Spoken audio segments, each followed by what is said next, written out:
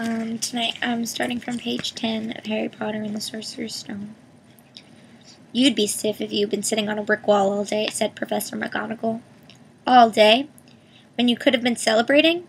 I must have passed a dozen feasts and parties on my way here, Professor McGonagall sniffed angrily. Oh yes, everyone's celebrating all right, she said impatiently. You'd think they'd be a bit more careful, but no, even the Muggles have noticed something's going on. It was on their news. She jerked her head back at the Dursleys' dark living room window. I heard it. Flocks of owls, shooting stars. Well, they're not completely stupid. They were bound to notice something.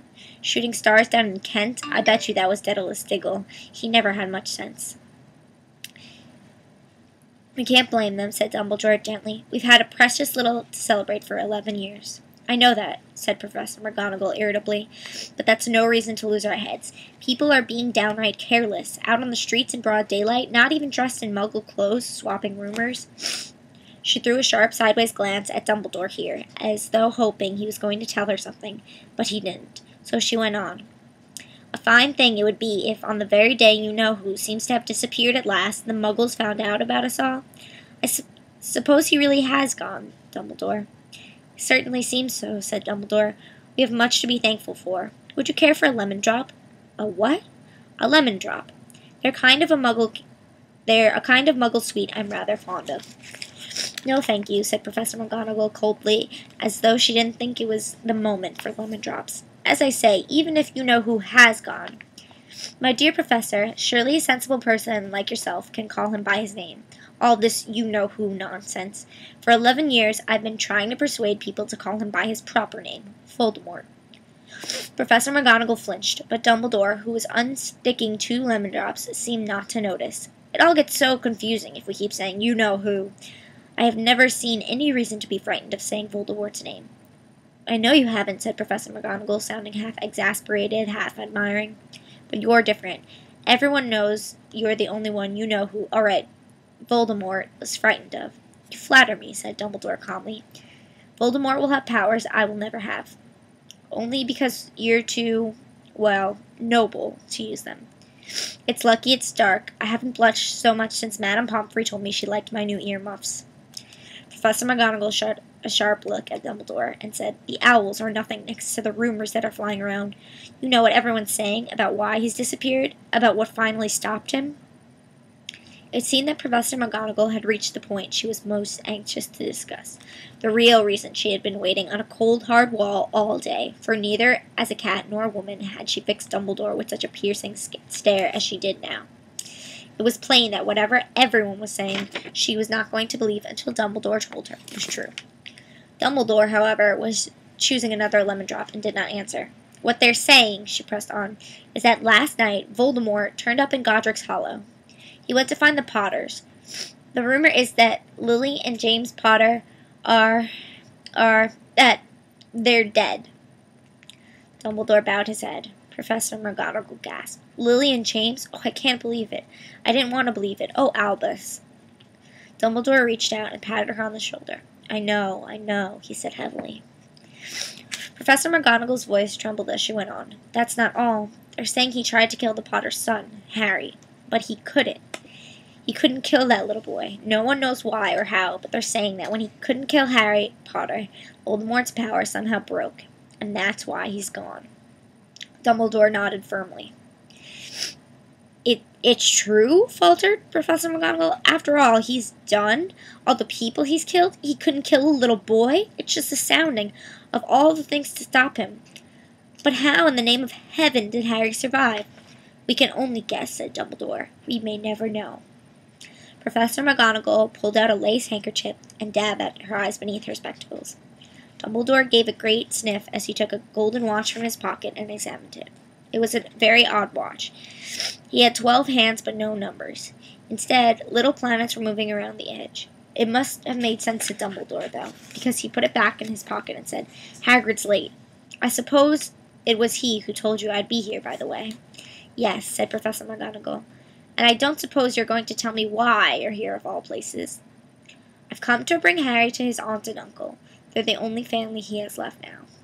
You can't mean the people who live here, cried Professor McGonagall, jumping to her feet and pointing at number 4. Dumbledore, you can't. I've been watching them all day. You couldn't find two people who are less like us. And they've got this son. I saw him kicking his mother all the way up the street, screaming for sweets. Harry Potter come and live here? It's the best place for him, said Dumbledore firmly. His aunt and uncle will be able to explain everything to him when he's older. I've written them a letter. A letter, repeated Professor McGonagall faintly, sitting down on the wall. Really, Dumbledore, you think you can explain all this in a letter? These people will never understand him. He'll be famous, a legend. I wouldn't be surprised if today was known as Harry Potter Day in the future. There will be books written about Harry. Every child in our world will know his name. Exactly, said Dumbledore, looking very seriously over the top of his half-moon glasses. It would be enough to turn any boy's head. Famous before he can walk and talk, famous for something he won't even remember. Can't you see how much better off he'll be growing up away from all that until he's ready to take it? Professor McGonagall opened her mouth, changed her mind, swallowed, and then said, Yes, you're right, of course. But how is the boy getting here, Dumbledore? She eyed his cloak suddenly as though she thought he might be hiding Harry underneath it. Hagrid's bringing him. You think it wise to trust Hagrid with something as important as this? I would trust Hagrid with my life, said Dumbledore. I'm not saying his heart isn't in the right place, said Professor McGonagall grudgingly, but you can't pretend he's not careless. He does tend to... What was that? A low rumbling sound had broken the silence around them. It grew steadily louder as they looked up and down the street for some sign of a headlight. It swelled to a roar, and they both looked up at the sky, and a huge motorcycle fell out of the air and landed on the road in front of them. If the motorcycle was huge, it was nothing to the man sitting astride it. He was almost twice as tall as a normal man, and at least 5 times as wide. He looked simply too big to be allowed, and so wild. Long tangles of bushy black hair and beard hid most of his face. He had hands the size of trash can lids, and his feet in their leather boots were like baby dolphins. In his vast, muscular arms he was holding a bundle of blankets. Hagrid, said Dumbledore, sounding relieved. At last. And where did you get this motorcycle? Borrowed it, Professor Dumbledore, sir, said the giant, climbing carefully off the motorcycle as he spoke. Young Sirius Black lent it to me. I've got him, sir. No problems, were there? No, sir. House was almost destroyed, but I got him out all right before the muggles started swarming around. He fell asleep as he was flying over Bristol.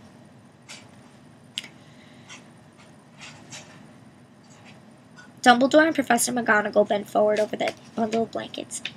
Inside, just visible, was a baby boy, fast asleep under a tuft of jet-black hair over his forehead.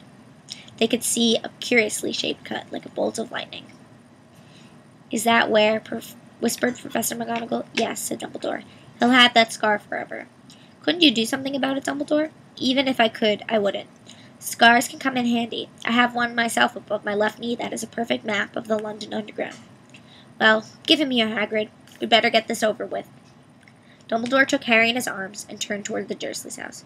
Could I say goodbye to him, sir? Asked Hagrid. He bent his great, shaggy head over Harry and gave him what must have been a very scratchy, whiskery kiss. Then, suddenly, Hagrid let out a howl that sounded like a wounded dog. Shh, hissed Professor McGonagall. You'll wake the muggles. Sorry, sobbed Hagrid, taking out a large spotted handkerchief and burying his face in it. But I can't stand it. Lily and James dead, and poor little Harry off to live with muggles. Yes, it's all very sad, but get a grip on yourself, Hagrid, or we'll be found, Professor McGonagall whispered, patting Hagrid gingerly on the arm as Dumbledore stepped over the low garden wall and walked to the front door. He laid Harry gently on the doorstep and took a letter out of his cloak, tucked it inside Harry's blankets, and then came back to the other two. For a full minute, the 3 of them stood and looked at the little bundle. Hagrid's shoulders shook. Professor McGonagall blinked furiously, and the twinkling light that usually shone from Dumbledore's eyes seemed to have gone out.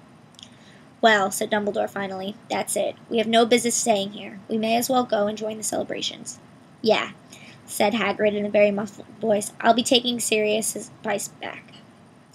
Good night, Professor McGonagall, Professor Dumbledore, sir. Wiping his streaming eyes on his jacket sleeve, Hagrid swung himself onto the motorcycle and kicked the engine into life. With a roar, it rose into the air and off into the night. I shall see you soon, I expect, Professor McGonagall, said Dumbledore, nodding to her. Professor McGonagall blew her nose in reply. Dumbledore turned and walked back down the street. On the corner, he stopped and took out the silver putter-outer. He clicked it once, and 12 lights sped back to the street lamps so that Privet Drive glowed suddenly orange, and he could make out a tabby cat slinking around the corner at the other end of the street. He could just see the bundle of blankets on the step of number 4. "Good luck, Harry," he murmured, and turned on his heel with a swish of his cloak. He was gone.